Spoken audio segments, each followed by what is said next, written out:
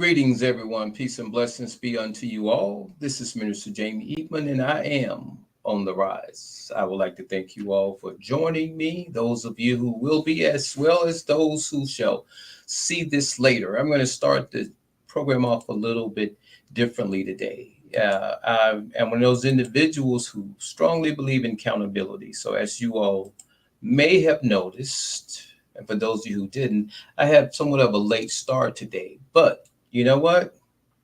There will be days like this, and we just have to remember that we have to rise above them.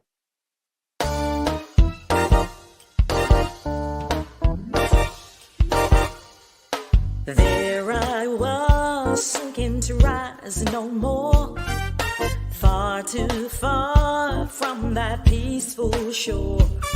Half in my grave, I could see my tombstone in place.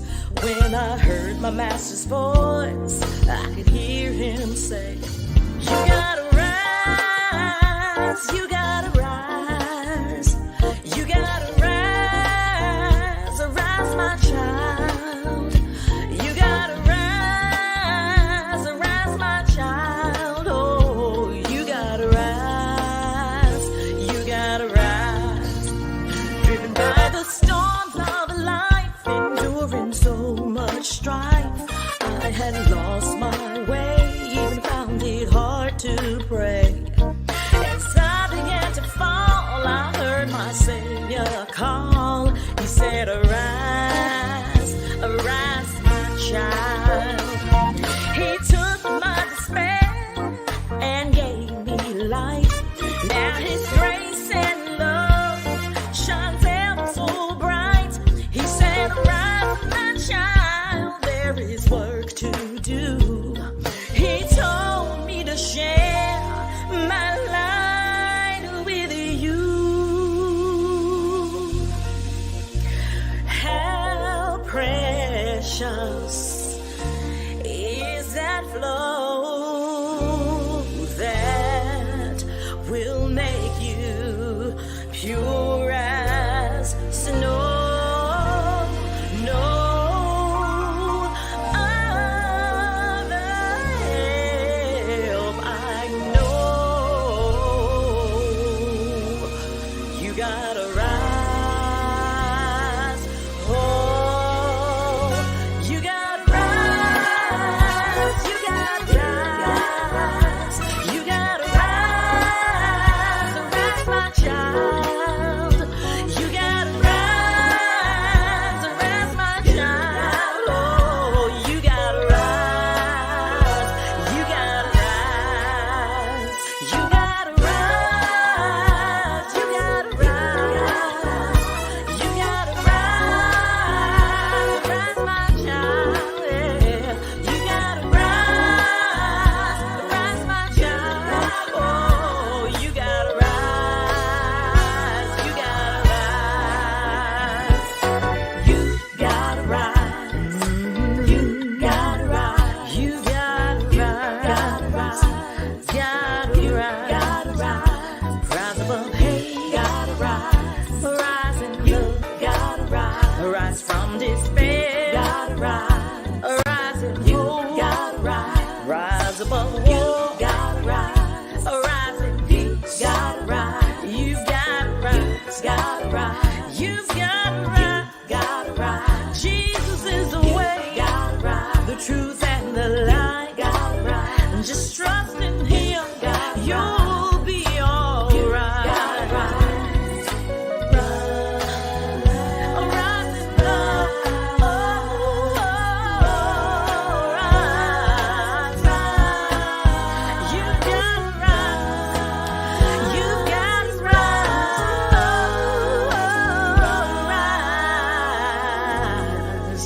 Arise.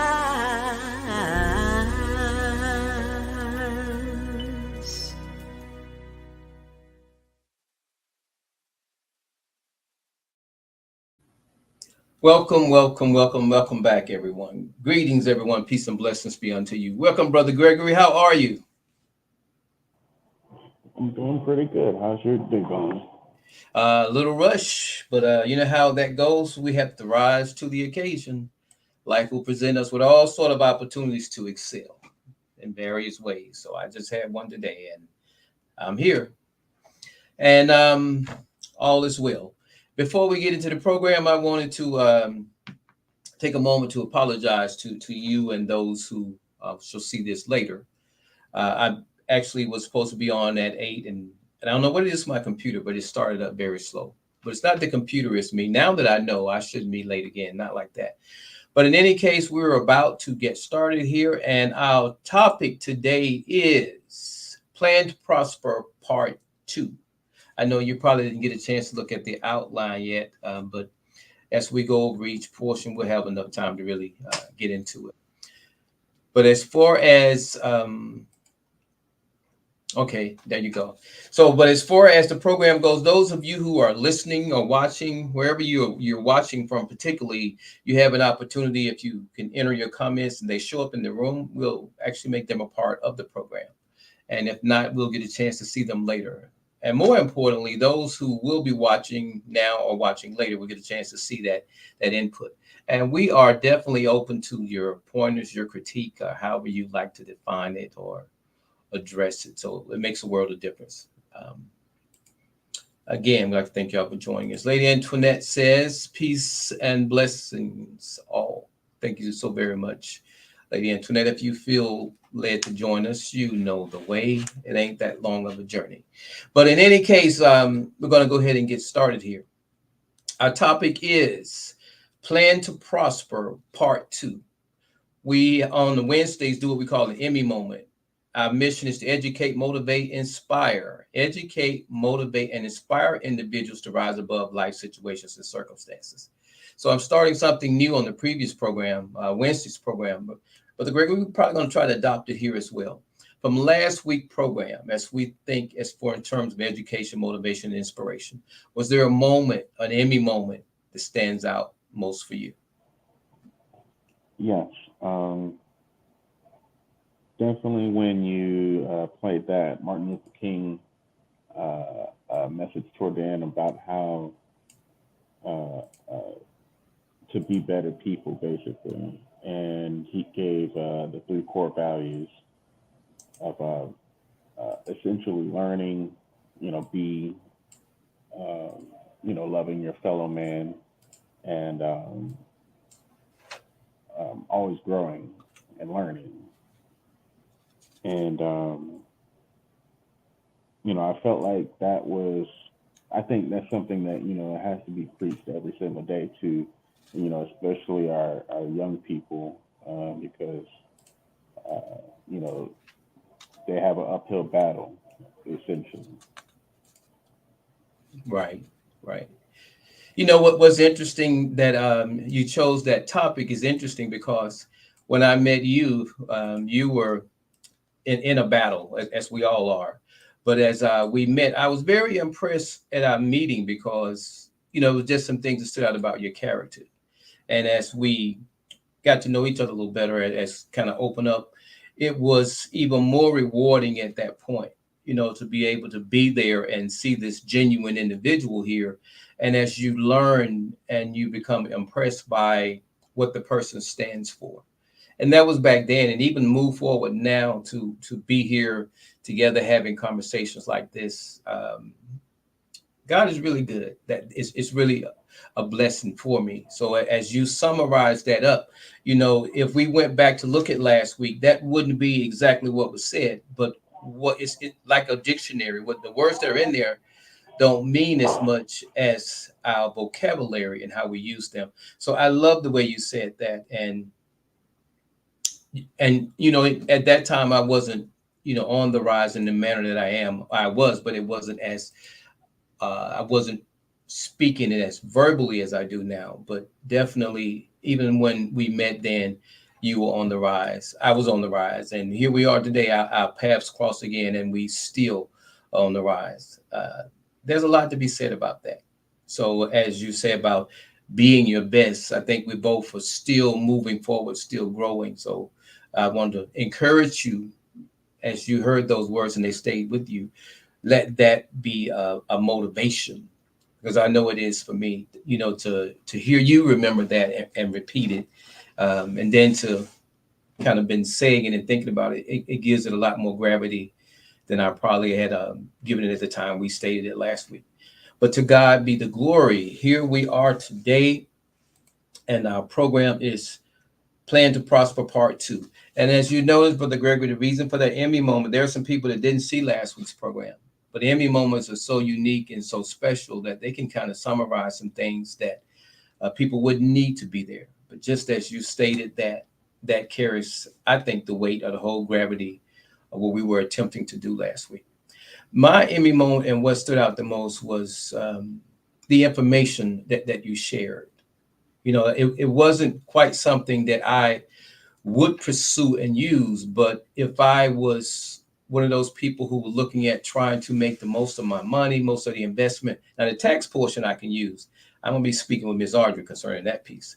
But and for those who don't know, Miss Audrey isn't Lady Antoinette. Lady Antoinette's my wife. Miss Audrey is the person that does our taxes. But that information, it sheds some light on some things, and it's really in keeping with today's program, part 2, because knowledge, they say, is potential power. It's not quite power, because if you don't use it, it's a saying, you don't use it, you lose it. But if you don't use it, it's of no use to you in practice, all practical purposes. Okay, but thank you for sharing that, Brother Gregory. So we get ready to move forward here. Did you bring us any nuggets today? Or if you did, I know I didn't ask, but I didn't know if there was anything that you had probably researched you wanted to share before we get started. I actually haven't been uh, uh, doing my due diligence as far as research goes, but I did stumble across an old video from Dr. Sebi. I don't know if you know who he is. He was a world-renowned doctor that basically came up with the recipe on how to cure certain diseases that afflict a lot of people. One of the more pronounced ones is the AIDS virus. And, for general knowledge says that AIDS is basically incurable. And he came up with the formula on how to cure it. It's just eating a certain variety of foods to cure any disease, really. Cure diabetes, cure AIDS, cure hypertension, cure anything. It's just a very select group of foods, and if you follow him, Dr. Sebe, I believe it's Sebi, and it was just reminding me of how great of a doctor he was, because I was talking to my mother about. She said she wanted to lose some more weight, and she's doing infrared therapy, which is also great. It's basically like a hot sauna, and I was telling her what works for me is just cutting out sugar for an extended period of time, and it works for me.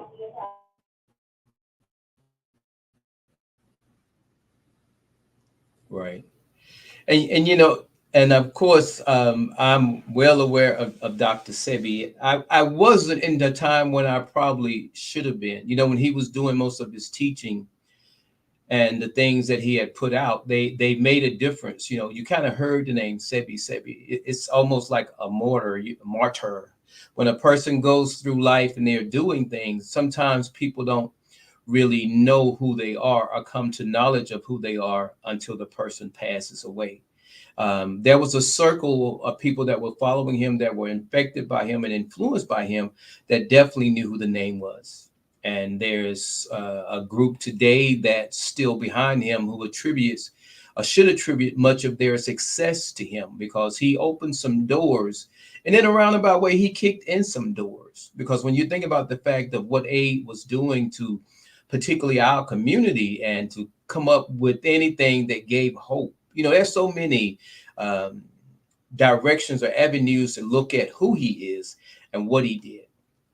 So yeah, I am well aware of him and his contribution. There's several young guys I see now going about, and they're teaching some of the same things that he taught. they actually reference his teaching.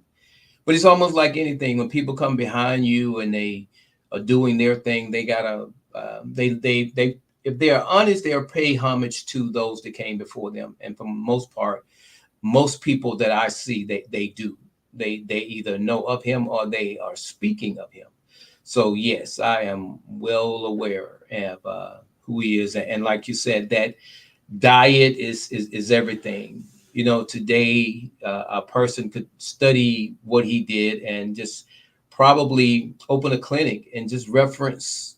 You know how we used to go to encyclopedia, just go and pull out what he had there, if that knowledge is available, and they would not only be successful probably in business, but they would make a difference in their community, because there's a lot of things that he talked about as far as healing and diet, and even some of the stuff that we eat today.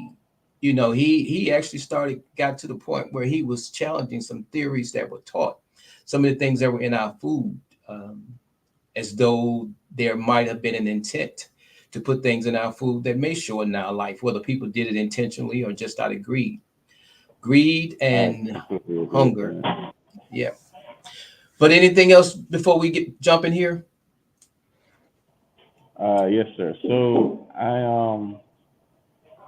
I was going over some of the films that Dr. Martin Luther King recorded in the past, and um, if you know anything about YouTube, you know when you start clicking on one particular person, it'll start introducing you to other people, AI. Yep. and you know I came across a lot of leaders during that time period, and a few after that, that were preaching the same thing. Mm-hmm. And you know, some of the great leaders like Malcolm X and Elijah Muhammad, um, they also were not necessarily preaching their religion, but more preaching, you know, how to lift up your fellow man. Mm-hmm. And one of the things they all preached, and they all said the exact same thing on several different occasions, is that we all got to stick together. So it did not matter what religion you were, it did not matter where you came from, but as long as you know, stuck together, you would succeed. Right. Right. And you're entirely correct. As a matter of fact, and it's interesting you should say that. I was looking at a picture of Dr. King and Malcolm X, and they were together laughing, and there were some people around them. You know, history would give us the impression that these men barely knew each other or always in opposition of each other. And there's another one out where Dr. King was sitting down with the Honorable Elijah Muhammad, and they were having a conversation. But you're entirely right. You know, in our lives, and that's what's really gonna happen, or has to happen, as we move forward. Because when you look at life and religion today, that's the main thing that divides us. But when we look at an occasion where you see the likes of Martin Luther King and the way people come to know him, and Malcolm X with this bold by any means necessary. And then I was watching this video where Dr. King was stating that, you know, that he was speaking even in Alabama. I think I may have made mention of this. I didn't get in detail, but you just opened the door to it. So let me state this. I was watching this video, and one of the things I remember about them in the march across the bridge, I think it was the second time that they actually did the march. I think the first time, if I have it correct, they stopped and he prayed, and for some reason something wasn't right and they didn't. But the second time when he was speaking, he was there and he was ministering to the people, but he made reference to that the mayor, the white protesters, and what the Ku Klux Klan and ministers and all of them. But he served them notice. He said that either they're going to continue doing what we're doing, and even if necessary, to come up with a more he didn't use the word aggressive, but he was letting them know that they were prepared to step up their level of protest. So when you look at him in totally nonviolent speaking that way, and let's say a Malcolm X waiting in the wing, it wasn't like they couldn't have done that. It may have been, as they say, a hybrid of that. but it would have been something, because when God has a will to get done and there are men in this earth to do it, it's going to happen. And I truly believe that there's some things going on right now, and there's men in this earth that has a part in that. And if they are willing, and I won't even say they, if we are willing to rise to the occasion, we can actually make a difference in the world as we know it, in the lives of others as well. Your thought? I completely agree with that. A lot of people misunderstand that, just like you said, Martin Luther King and Malcolm X were not opposed to each other. Right. They just differed on one particular thing, and that was the only difference. The difference was Martin Luther King said, if someone hits you, turn the other cheek, and Malcolm X said, if someone hits you, you hit them back. Give them the same medicine that they gave you. Mm-hmm. That's the only difference. Outside of that, Malcolm does say, no, be a peaceful person. Don't try to stir up anything. Be nonviolent if you can. He actually said, be as nonviolent as the person opposed to you. And so, if someone is yelling and screaming at you, he says, just be peaceful. But he said, he drew the line in the sand and said, no, we ain't gonna let them beat us, because he's like, that's where Dr. Martin Luther King and I differ. He said, right. I'm not gonna let nobody beat me. I'm not gonna let no dog sit me. And Martin Luther King said, we just have to stand firm. We're not gonna fall back. We're gonna stand where we're at. And but they both preached peace. They both preached unity. They both preached togetherness. They both preached, help your fellow man. And when people see that movie that Denzel Washington played Malcolm X in, it was a very good and powerful movie. But it was obviously only snippets of one little section of Malcolm X's life. And the one person that I had the opportunity to speak with that knew him very well was Jesse Jackson. Mm-hmm. And anybody that has ever spoken to Jesse Jackson was more on the side of Malcolm X than he was Martin Luther King. Martin Luther King had to reel Jesse in so many times, because Jesse Jackson at the time, he was 20-something years old, and he was kind of a hothead. So it was kind of the yin and yang between the two of them. And Jesse Jackson and several other people, they have said that Martin Luther King, he was usually the one that was very calm, because he could see someone getting upset, see people. He's like, no, that's not what we need to be doing. We need to stay calm. But they said him himself was, not always calm, just like, you get riled up, you get upset when someone's doing you wrong. Mm-hmm. But the fact that he had people show him that, they're upset, he would say, okay, I understand you're upset, but let's just be peaceful about this. Whereas, Jesse told me, Mr. Jackson, he told me, he said, when I met Malcolm X, I was on board with him. However, I wanted to follow Martin Luther King because his message of peace was more moving than Malcolm X. And I was like, oh, okay, I didn't know you had a choice. And he said, yeah, I had a choice when I was, in the very first parts of following each other. He said, believe it or not, Malcolm X was preaching on the sidewalk before Malcolm X was, walking and doing all those marches and stuff. And I said, oh, I didn't know that. And he said, he heard about Malcolm X all the way from New York City, because I think that's where, not New York, but Chicago. He said when he was in Chicago at the time, this was, I guess, he was going from city to city, and he heard about him. And I was like, oh, okay, that's cool. I did not know Malcolm X did that.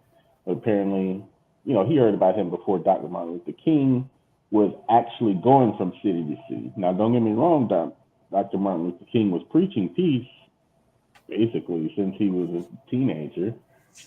Um, but he didn't become the leader or the world-renowned leader that he is well known for, until the last 15 years of his life.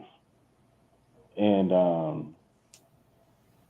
I think what we have to take from both examples is we have to be together and unify. And, we can't let something very simple and trivial as politics divide us. Like, accept your neighbor as being a Republican or being a Democrat or being independent. Accept them for who they are, but understand that what makes us different is what makes us American as well. Right. And you said something there. Everything you said, we give a hearty amen, except for that very last thing about being Republican and Democrat. Because in reality, when we all write that little thing off, we buy into that thing about how a person vote Republican, Democrat, which party are you with? There comes a point where you have to realize that this party isn't about a party. It's like a party, but when the party's over and everybody go home, the person who was throwing the party goes back to whoever they were. They might be the life of the party that night. And that's kind of what we get when we start voting. We have the mindset, and this is my observation. We have the mindset that our main concern, our only concern for some people, is getting our person in the office. And our person, unfortunately, for all too many of us, is a Republican or a Democrat. There's a problem with that as I see it. Because if our concern is getting them in the office, when they're in office and they thank us and they're in office, depending on what the person views or values are, or how easily they are bought or sold, or what they actually willing to stand for, live for, die for, is going to determine what they're going to do when they're in office.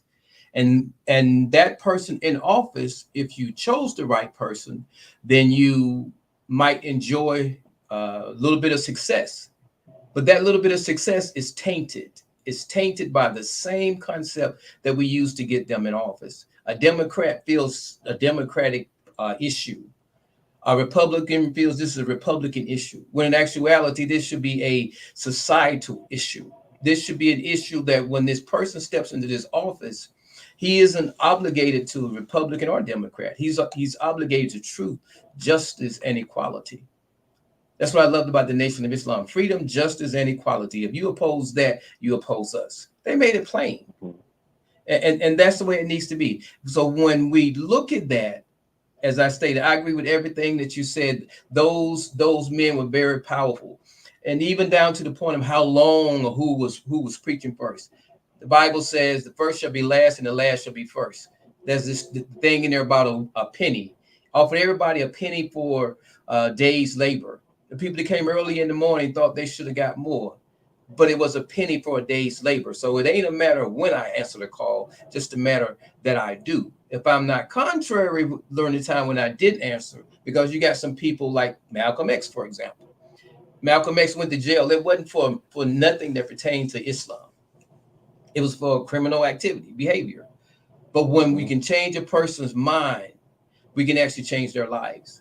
We can change their destiny. And if we can change their destiny, we can change the destiny of others. So when we hear us say being on the rise, that's literally what we're talking about. Because if I'm on the rise, educating, motivating, and inspiring, and if I happen to educate at least one person, and that one person is on the rise, and they go about educating, motivating, and inspiring individuals, that person might educate one person. And if they continue to educate, then it becomes multiple people. But the people they educate begin to educate multiple people. So before you know it, there's a change within our community. And if we are able to see it, is that much more of a blessing. And if we believe it, can you imagine a man that would say that I've seen the mountaintop, I may not get there with you? Can you even relate to what he was speaking? I mean, most people can't. It sounds like a good speech, you know, the word sounds great, but when you look about where he came from, when you look at a man like Malcolm, like you said, before he was called to be Minister Malcolm, he had to be Malcolm X. Malcolm X was the one that was out there in the street. When he became minister, that's when he was more under the Honorable Elijah Muhammad's tutelage. But these are aspects of lives, and some of us have as much influence as Dr. King had on that organization, as Brother the Honorable Elijah Muhammad had on Malcolm. But if we are not together, as you stated, something has to be subject to something. Something has to speak wisdom. Somebody has to hear. As Jesus said, he that had an ear, let him hear. We got to get to the point, not only are we talking, but we're hearing. And in our hearing, and we get that understanding, we're moving forward as a collective versus an individual. Because divided, we fail. United, we stand. And everybody wants to talk unity. But when it comes down to them getting their little piece, they're quiet. They lose their voice. But we got to change that. We got to keep, as that song says, the old spiritual song, we're going to stay on the battlefield till we die. That has to be somebody's objective. And that was, if you remember, that was what Dr. King said. If you remember, that was Malcolm X as well. You live by the sword, you die by the sword. They both knew what they stood for. They both know what they're opposed. And we got to be willing that same thing. What did it say? If a man hadn't found something for which he's willing to die, he isn't fit to live. And more importantly, if a man hadn't found something for which he's willing to stand, he'll fall for anything. And that person isn't fit to lead. So we need to question our leadership. We need to make sure that they know that we're conscious, we're awake, and we're expecting them to be the same. And that's how we're going to bring about, get some results. Any additional thing before we move forward here? I love where this conversation going. We really hadn't even got into today's program, but this is what the movement's all about. It's about educating, motivating, and inspiring. And I am inspired, as you can see, because we're still here. Anything else you wanted to add, my brother? Oh no, I was getting ready to ask you about the plan. The first one, have you considered the cost of unity? Have I considered? I like the way you did that, my brother. You know what? I have considered the cost of unity.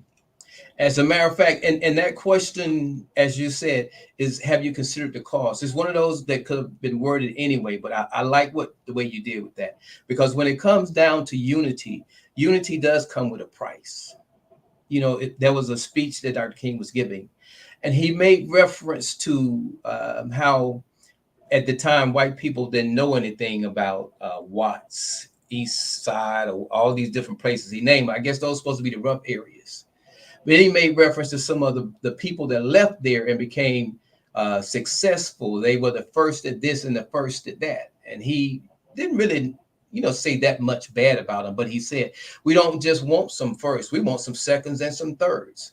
So in other words, cost, somebody has to pay it. Somebody has to be to a point where I may be able to go and teach at the highest level of education, but I'm willing to bring something back to someone that can barely afford what I have to give. Somewhere in there, there's a cost. And the question becomes, who's willing to pay it? Show you how important that is. Well, remember the speech? Don't tell them that I have a Nobel Peace Prize. Don't tell them that I have a doctor's degree. Don't tell them. Dr. King stripped himself of all the things that most would say. When you do an introduction, you always highlight the man's best. He took all that away and said, don't tell them any of that. Just tell them I tried to love somebody. When you hear a man speak like that, not only does he know the cost, but he's prepared to pay it. So the cost of unity for some is going to be you stepping up. You stepping up, you standing up. That same cost is going to be for some where you need to stay on this line. You need to toe the line with us. It's going to be some that, you could outrun me, but because we're running together, there's going to be some sacrifice of some and some demands placed on others. And when we can do that in a unified manner, that's when we have paid the cost, or we are paying the cost to be here. Some people will hear the words, "Oh man, why are you that? You could be this, or you could be that." You'll hear motivational people say, if the person don't have nothing to teach me, I don't hang around them. I hang around people that have something greater to teach me. That's disunity. I don't care how motivational it sounds. That's disunity.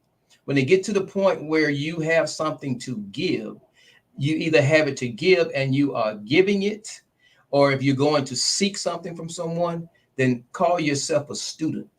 But when the teacher is ready, when the student is ready, the teacher will appear. In other words, I got to close my books at this point. I'm still learning, but what I have learned, I now need to apply. So as I start to apply this, I could be still learning, but I'm sacrificing my additional learning to educate, motivate, and inspire a group to the point of what I have attained, though I could be obtaining more.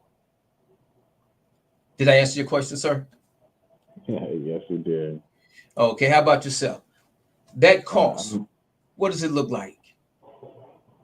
I think the greatest example of the cost of unity is a lion's pride. And if you look at every level of a lion's pride and break it down, it's basically how a good system should work. Mm-hmm. So there's several lions' pride in the Serengeti of Africa, but in each of them, it's maybe at most 13 members, and at the very least, it's like 5. But they're very efficient at what they do as far as making sure everyone's fed, making sure everyone's safe.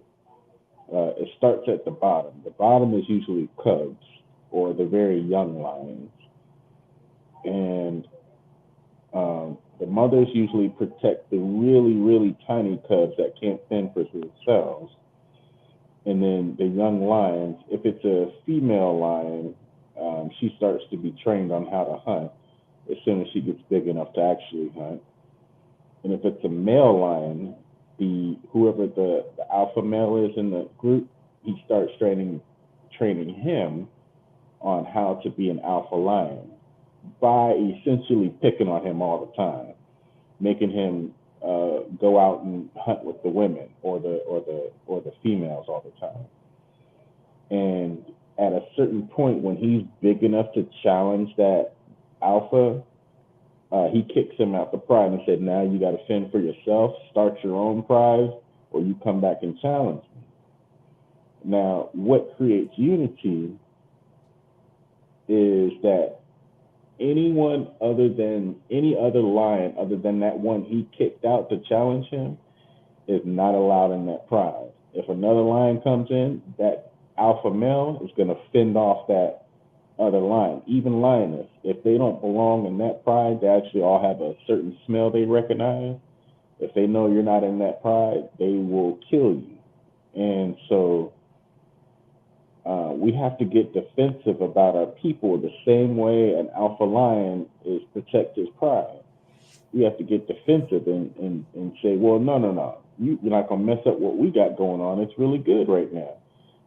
People have to get defensive about their families and, unify the families, because what's happening in our families now is people are letting things happen to our family members, and then family members feel like they weren't protected, and then they stray off to somewhere else. They stray off, and then the family gets torn apart and gets very thin, and then at the end of the day, there's no one to go to nobody's funeral because nobody knows somebody else died. Right. And what we have to understand is that in order for this unity to work, we need a leader. Now, if no one's going to step up, then it's going to have to be the person that I'm talking to right now. I have to step up and be a leader in their own pride. Now, a leader is not someone that gives orders or yells at people or yells at anyone. A leader is someone that starts to learn everyone in the pack first. They learn everyone's role and position, and they help with everyone. They help in every single person's role in the pack. And so, a true leader comes up through each person's job. Like, if you ever hear about CEOs of companies, CEOs will tell you, "Oh, I did that job first. I did that job second. I did." Really good CEOs know their business inside and out because they had to do it inside and out. They had to do it by themselves at one point. And so when they come up through the ranks and they become the CEO, it's not because they came out of Harvard with a 4.0. No, it's because they had to learn something. And like being unified in that same situation, as far as a pride, the male lion, the alpha male, he will pick out which direction the pride should roam in to stay safe. He will target food when he needs to target food. He will tell them to relax when it's time to relax. He will tell the mothers to feed their cubs when it's time to feed their cubs. But he's not telling them in a way that's harsh or mean, because he doesn't want them to feel left out. But then at the same time, he wants everyone else to pitch in at the same time. And I think when we all unify, we have to challenge ourselves for everyone to just learn everyone around us. We have to challenge ourselves to learn the next person. We have to challenge ourselves. If you're not a Democrat, if you're not a Republican, why don't you learn the other team? Learn what they do. Like, if I'm a Democrat and someone else is a Republican, I want to learn, why am I opposed to them? Why? Let's just figure out why I'm opposed to them. Shoot, we might agree on the same thing at some point, because if you look at Congress, in order for laws to get passed, one or two people have to agree on the opposite side. They have to, in order for something to get passed. Because if something doesn't get passed, they shut down the government because nothing got done. So you have to listen to the other person's side. And we're one of the few governments in the world where you actually have a space called the Senate where you listen to the other person's point of view. And we should do that in the same way in life. It's like, I was listening to some comedy today, Cat Williams, matter of fact, and he said, why are people racist? I don't understand that. I didn't understand that as a child. He said, you hate someone because of what they look like? There's plenty of other things why you can hate someone, not just what they look like. You can hate them for killing someone. You can hate them for doing harm to a woman or a child. You can hate them for these things, but why would you hate them for what they look like? That's weird, because everyone on earth looks different. Like, even white people, one white person to the next white person looks different. We all look different. So if you hate someone just because they look different, that's very shallow, and that's very what's the word? It's lazy. That's real lazy to hate someone for what they look like. I mean, the effort you put in to hate someone is just your two eyeballs.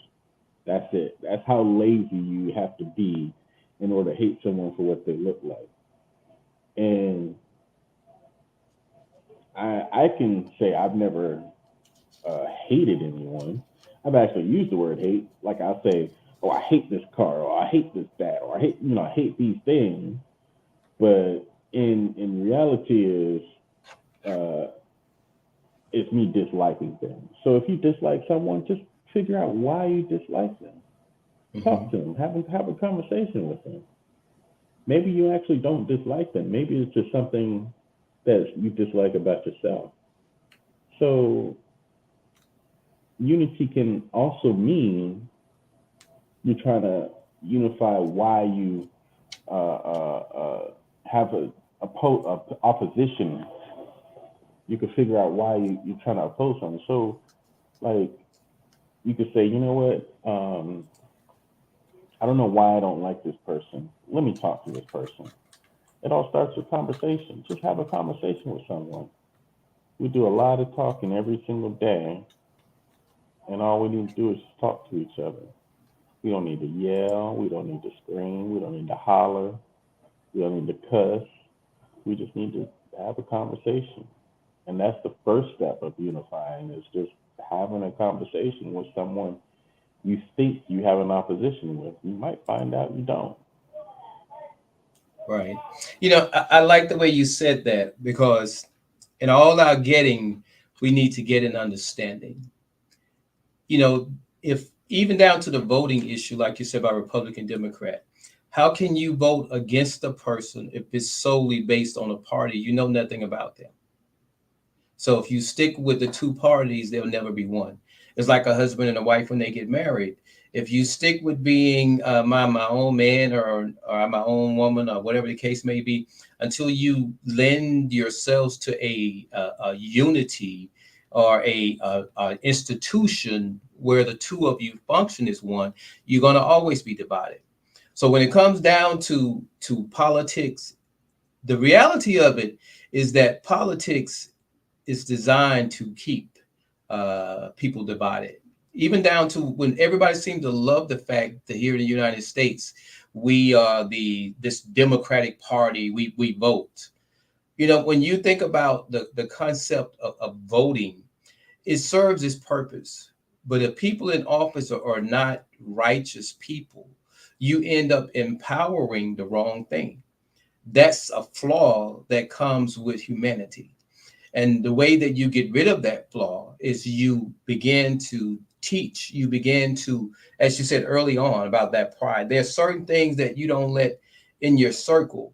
You can't prevent it from coming in your circle, but you stop tolerating it. For example, if we look at some of the things we watch on TV, we watch some of the things that have totally degraded our women in a sense.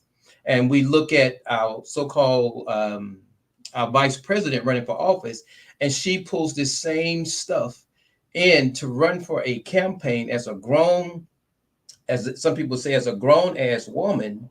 She pulls Mm-hmm. that in for a vote. So when you look at something like that, you have to weigh that. When you look at the people that, whether Trump is leading him or they're following him, what they stand for, and then to look at you choosing one of these two people. The reality is, unless you can say that you actually saying which one of these evil appears less evil, or I'm willing to accept.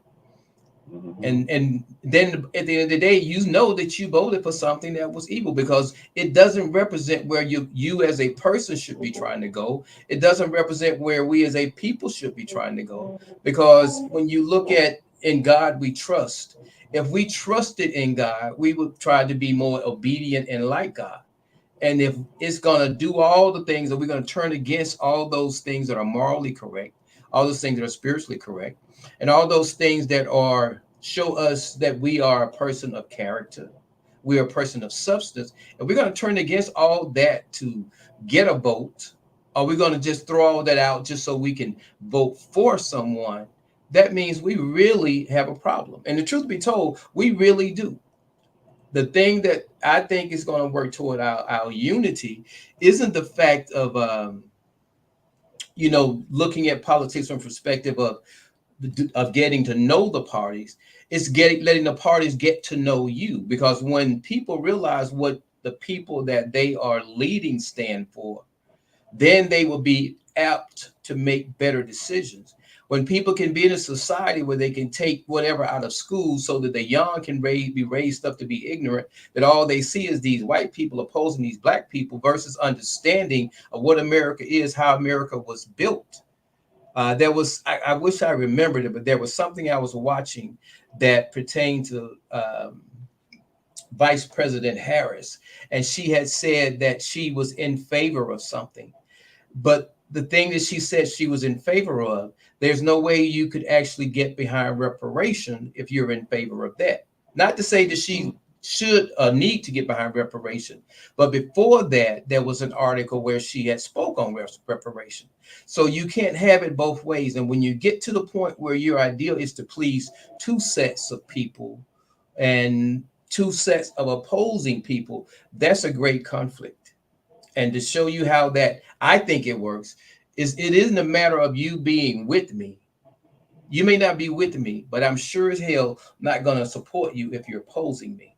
That's what Jesus told his disciples when they came back and said, we saw some people that were doing something in your name or your teachings or related to your ministry, and we made them stop.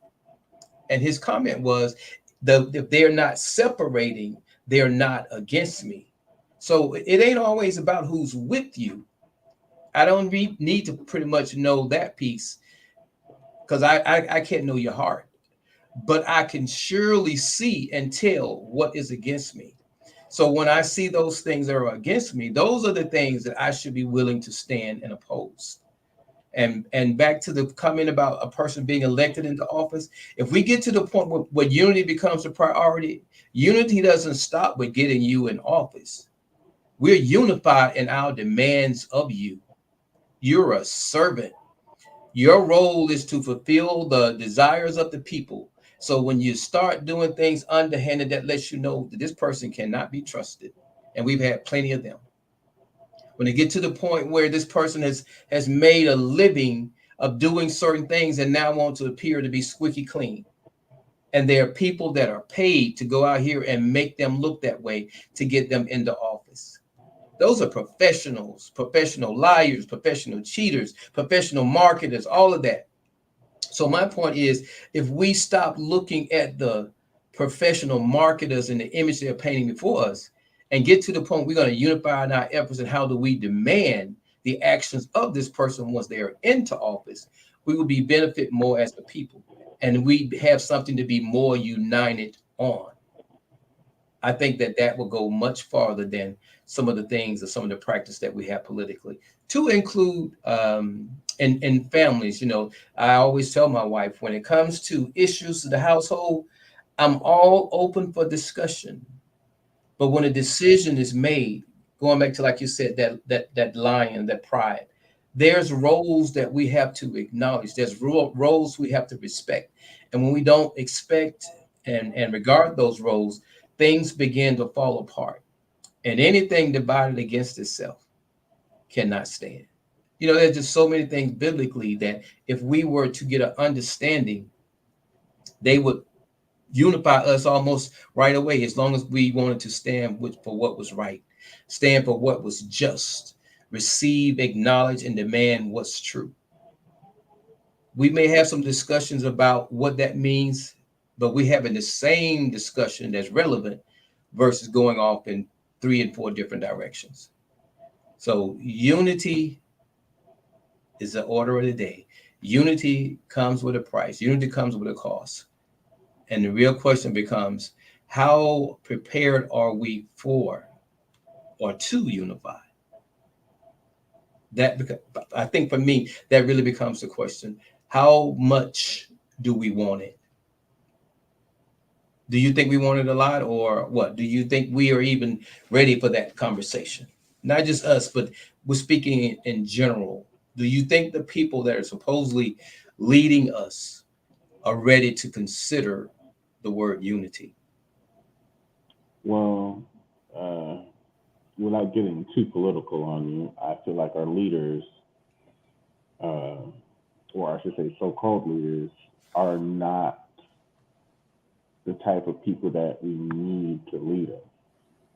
And if we look at unity in a very basic form, Like if you just look at the world, Earth, and the way nature unifies, the way it circulates and how it operates and how one is giving and one is taking, something in the on Earth is a balance for something else.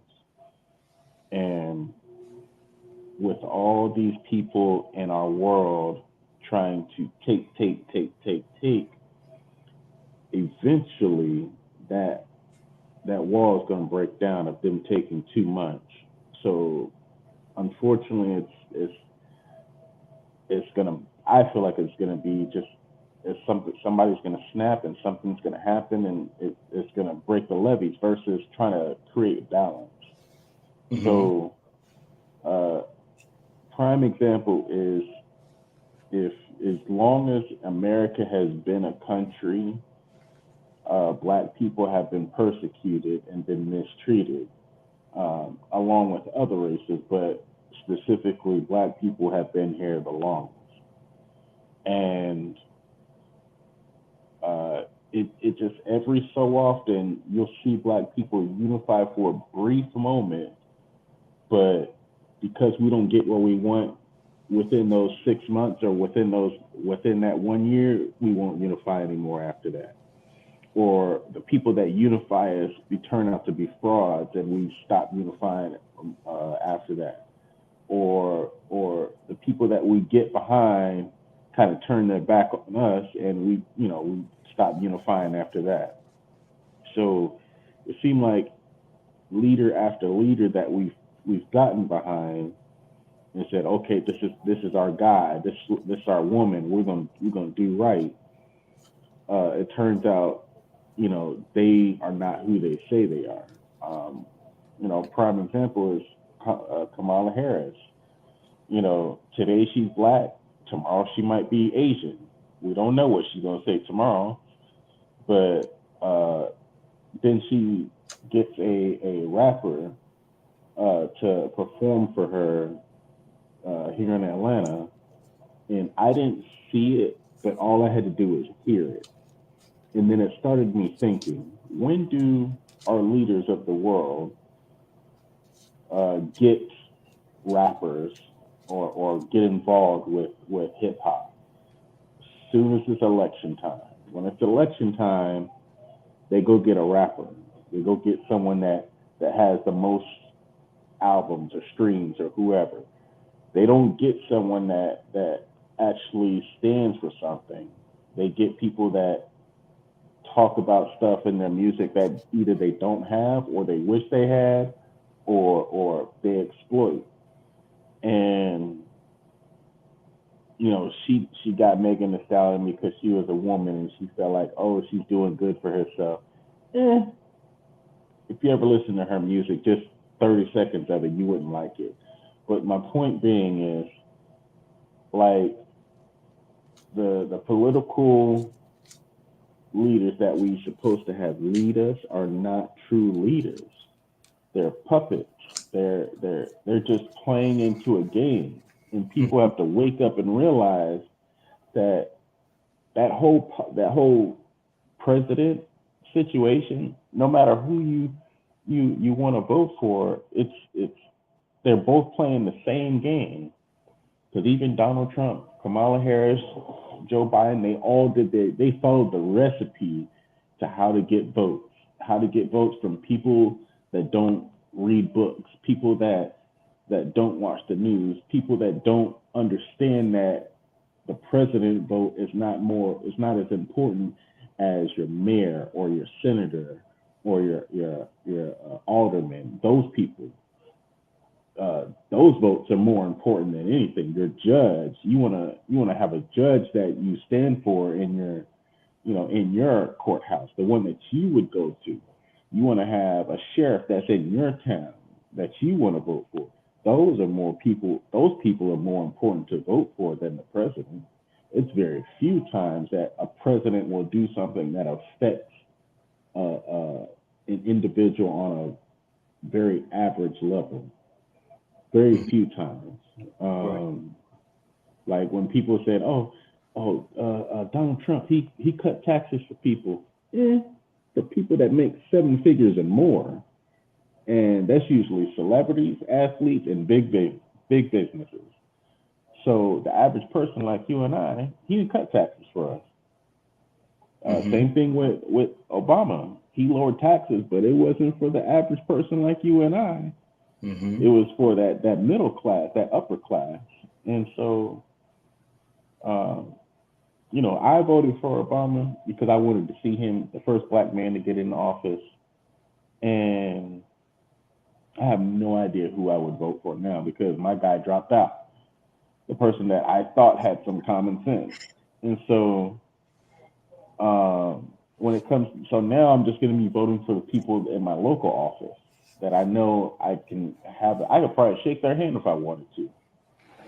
Mm-hmm. And we have to unify and understand that in order to get out of this scam, you have to start looking at people that are not the ones playing into the scam, the ones that are not having some lady from Chick-fil-A speak for them, some girl that was a stripper dance for them in their before their speech, some rapper that don't have any type of political background speaks to them, some rapper come up to the White House and put a bunch of cameras in there, and like, really, we don't, people that have common sense understand that rap is entertainment.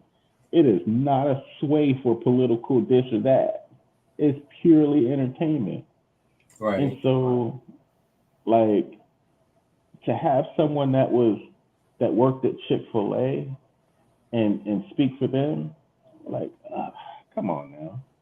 Like, Right. it's really upsetting to see people fall and talk about this crap. It's sad to just hear people talk about it. Just the simple acknowledgement that they were there, uh, uh, performing before or speaking before, the presidential candidate came up to talk.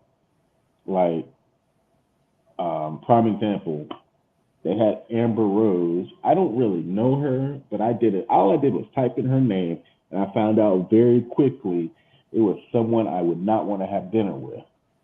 And the fact that he had her speak before he came up there and then said, "Oh, she's a great person," this, that, and the third. Yeah, he's playing into the game. Like, the Right. presidential candidate is just a game. Vote for your local people that you know that you can shake their hand, look them in the eye, and they actually affect you versus the president. The Mm. president, he may do something that affects you in the long run, but it's very few times that it has happened that affects you very quickly. Like Joe Biden, he gave people money during the pandemic, but that was kind of a broad stroke. Um, and the last time a president did something that affected all of us was probably Obamacare. Um, and the time before that, I can't even remember the time before. Clinton raised the rate of, lowered the age of Social Security. That's about it. Mm-hmm. With everything that you're saying, it sort of identifies the problem. And if the problem is like a PMA and NMA, positive mental altitude and negative mental altitude, it's the same coin. And it's just a matter of flipping it. If it ends on something happens to me and it's negative, I have to find a way to make it positive. So my thought would be, rather than look at all these things like you're saying about these people who they're bringing there, or whatever, that's just that thing that's gonna bring or identify how far we as a people have gotten from being concerned about the issues that matter. That goes back to, it used to be a time when people said that people were selling sex. If you think about the concept selling sex and what you just described to me, here it is now. It's almost like if you look at who it is that's doing this, these are supposed to be people that's going to represent the highest office in the United States.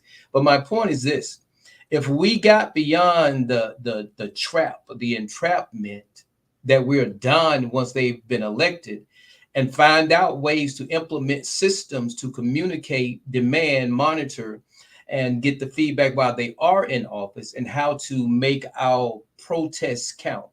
You know, today with everything they're doing with the Web3 and the smart contracts and all that, they have governance that is done by computers. All the people that have certain things in their phone, their governance is done by their telephone. There are issues that can be put out, and like they do a survey. Trump is ahead of uh, Harris. Harris ahead of Trump. There are things that could be done before they even became an issue or came to the table of these parties to vote on, that we could have already voted on. If we looked at coming up and modifying systems in that manner, then we know this person means us no good. This person has no respect for the fact that we put them in office. And at that point, then that can be voiced, that can be verbalized. We can go in there, and it's the way they used to sit in, go in there and sit in, even if it's outside that person's door. What they used to do, bring 1,000 people. You can't arrest but one at a time. Just go there. Just do revive some of the old things that we know that do work to express our concerns. But again, that's a cost. Who's willing to pay that? Is it that important to us? It should be, because you can bet that the same way that you can make that comment about what that event looked like, other countries are looking at that. Other people are looking at that. So we want to be wise. And I have two things, and I'm going to give you the last say so here. You had mentioned earlier, the person that angers you controls you. And if the person has ever been controlled, if you can see past that control, then you will not want to be controlled anymore. People play on emotions. And when they can put something out here emotionally, something that's going to stimulate your lust, something that can please your eyes, those are the type things there that are actually taking your country or as a people from where you want to go. When it becomes about money, sex, and all that, then you got to realize that people that are really more concerned with that, they aren't really concerned with you. If someone is willing to go to the extreme to get into office, let them spend their money that way. But when they get there, it needs to be someone welcoming them, and this is what we stand for. How you doing? You will hear a lot from me. Those PACs that they represent that are supposed to support or not support a candidate, they shouldn't stop when the person's elected. That's when they should begin their work. But maybe that's some things for us to talk about as we move into the future. Another thing I want to say is this: unity is going to come about. There's a saying that there's certain percentages. They actually have numbers. There's like supposedly a certain percent of people that kind of have, I guess you might say, reign or rule. There's another percent that are responsible for managing and controlling. And then there's that other percent, which is we the people.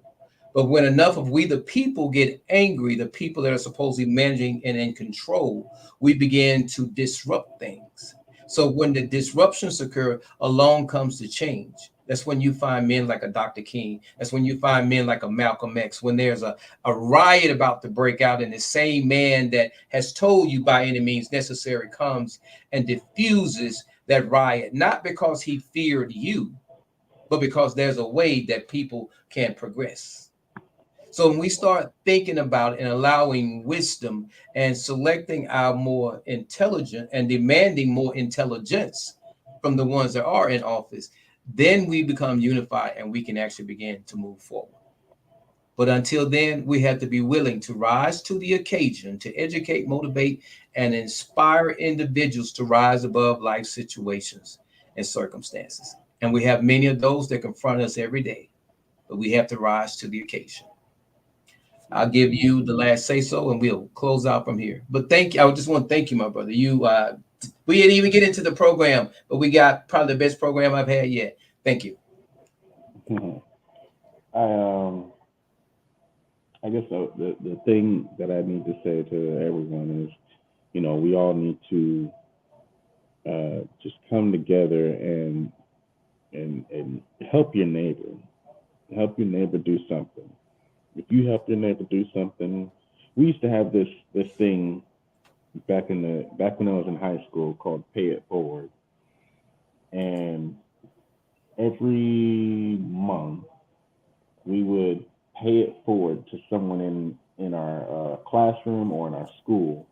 Just one person pay it forward to the next person, and I believe I would really love if we bring that back. There was a movie called Pay It Forward, but it's a very old concept where if someone does something good for you, just out for no price at all, pay it forward, do something nice for someone else. And when we start doing this, it's going to be a chain reaction. Eventually, just because of how numbers work, it's going to come back to you. Like, I told my mother a couple months ago, I just gave my nephew some money to have fun with. I gave him some money, the same amount, gave him some money, all three of them, and I said, send them a text and say, here's some money, go have fun with this money. Don't pay bills with it. Don't pay it towards this or pay it to, just go have fun with this money from your Uncle Greg. And they all said thank you. And I didn't do that because I know that I want them to pay me back. I just know it's going to come back to me in one way or another in the future. And I think we should do that more often, not necessarily money, but just do something for our neighbor, the next person next to you. You see them looking and searching around for something. Oh, I need a pen. Here's a pen. Keep it. I got plenty more pens. Pay it forward. Like, we just need to unify in that if we start doing that very simple thing, people will start being nicer. I think that's a huge problem. It's just people not being as nice as they used to be, not as hospitable as they used to be. Now, granted, I understand that there are some people that take advantage of that, but the saying goes, love conquers all. Mm-hmm. So let's just love each other. Right. I like that. I like that. Thank you, my brother. And we're going to go out with this. Share this with you all before we go. We have no alternative but to keep moving with determination. We've gone too far now to turn back. And in a real sense, we are moving and we cannot afford to stop because Alabama and because our nation has a date with destiny. I'm here to tell you tonight that the businessmen, the mayor of this city, the police commissioner of this city, and everybody in the white power structure of this city must take a responsibility for everything that Jim Clark does in this community.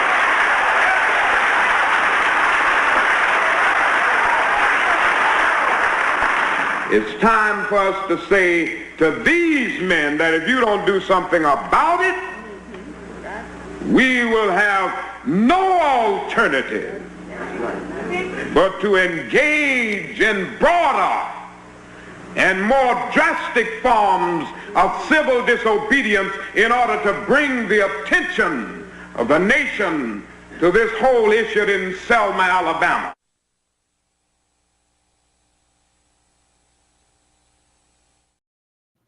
As you can see, he brought that home, and that was years ago. But here we are in the same position, looking to move forward, and we have to be just as assertive. I want to thank those of you all who joined us. Those of you who may see this later, ask you all to please join us each Friday at 8 p.m. as close as possible to that. And I thoroughly thank you, my brother, for today's program. I want to thank both my sister Deborah's, which came in. There was a few people that watched the program. I thank you all, and those of you who shall see it later. If you feel led, please leave a comment. Your words won't be wasted. If I don't get to see it, whoever's reading it will. And I usually go back and like the comments. Not that I like the comments, but I like the comments because today we have a voice. And the more we exercise that voice, the greater understanding or potential for understanding there will be. Again, thank you, my brother. I look forward to seeing you next Friday. And as you know, what the program would be, it'll be part 3. We really didn't even get to part 2, but I do think it was some great information. Encourage you all, please share this. Even if it's just a matter of the nerve that they had to say, do you believe it? Just let it be a conversation piece, but somebody's going to get something from it. Thank you all. Peace and blessings be unto you. And I hope to see you all Friday, but Wednesday, 8 p.m. Please feel free to join us for Rise to Prosperity. And Rise to Prosperity can be found exactly the way you found me today. And it starts at 8 p.m. and that's Wednesdays, hosted by Lady Antoinette. And I have the great fortune of being her co-host. So please do join us. This is no time to engage in the luxury of cooling off or to take the tranquilizing drug of gradualism. And I, for one, will join in with anyone, don't care what color you are, as long as you want to change this miserable condition that exists on this earth. Greetings, I am Jamie Eaton. Join me Fridays at 8 p.m. to our On the Rise movement.